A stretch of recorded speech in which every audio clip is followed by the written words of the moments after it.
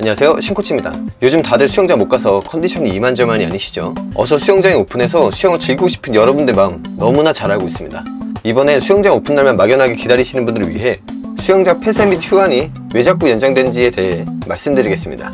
2019년 12월 중국 우한에서 발생한 코로나 바이러스, 처음엔 우한폐렴이라 불렀으나 세계보건기구에서 공식 명칭을 코비드19라고 칭했고, 국내 질병관리본부는 코비드19의 한글 표기를 코로나 바이러스 19로 명명하며 현재 약칭 코로나19로 불리고 있습니다. 공식 명칭 코비드19에서 CO는 코로나, BI는 바이러스, D는 질환, 19는 처음 발병된 2019년을 의미합니다.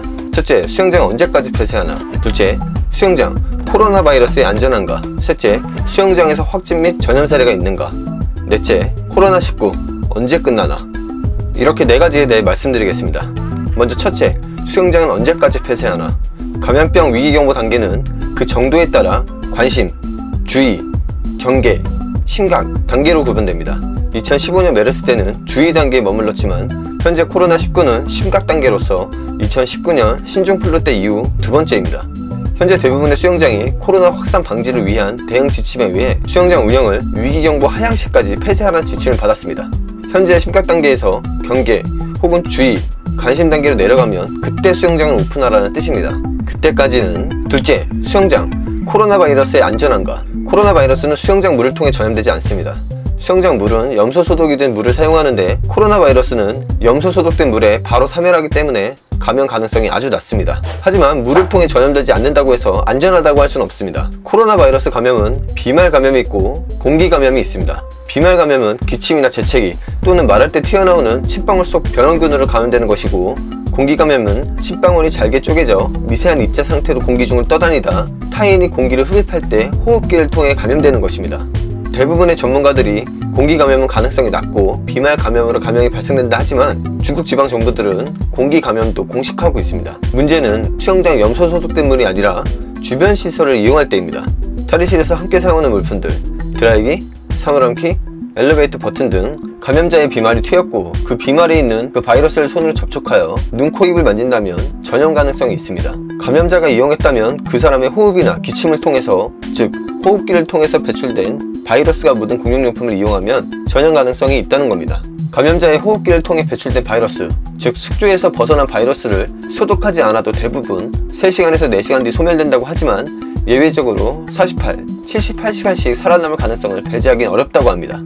옷이나 의류보다는 단단한 표면에서 오래 생존하며 일주일까지 생존한다는 연구 결과가 있는데요. 확진자가 다녀간 사업장은 일시적으로 폐쇄 후 소독과 방역을 실시하는데, 소독과 방역을 마치고 소독에 사용된 약품 냄새 등이 남아있는 것을 감안했을 때 하루나 이틀 정도 후에 가는 것이 좋다고 합니다. 수영장에서 확진 및 전염 사례가 있는가?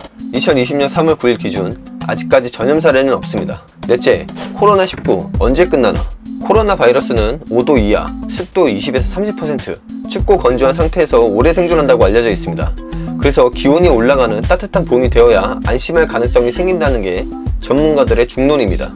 하지만 온도나 습도는 바이러스들이 외기에 노출됐을 때, 즉 공중에 떠 있거나 어떤 표면에 있을 때 온도나 습도에 영향을 받는다는 거지, 숙주에 감염이 되고 남의 숙주를 이용해 바이러스 복제가 되고 나서는 온도나 습도에 크게 영향을 받지 않는다고 합니다. 사스는 2002년 11월부터 시작되어 2003년 3월 5월에 정점을 찍고 2003년 7월 7일 국립보건원에서 국내 사스 방역 종료를 선언했습니다. 국내 사스 추정 환자는 3명, 사망자는 0명으로 사스는 8개월간 유행을 했고요. 메르스는 2012년 9월 사우디아라비아의 첫 감염이 보고되고 난 후 약 3년 후인 2015년 5월 20일에 국내 첫 확진자가 발생했습니다. 첫 환자 발생 후 217일 만인 15년 12월 23일 기점으로 보건당국은 메르스 종식을 공식 선언했습니다. 메르스는 186명이 감염되었고 38명이 사망했습니다. 19년 12월 중국 우한에서 발생한 코로나19는 20년 1월 20일 국내 첫 확진자가 발생했고 20년 3월 9일 기준으로 7,300여 명 감염, 51명이 사망했으며 아직도 진행 중에 있습니다. 그럼 과연 코로나19는 언제 끝나나?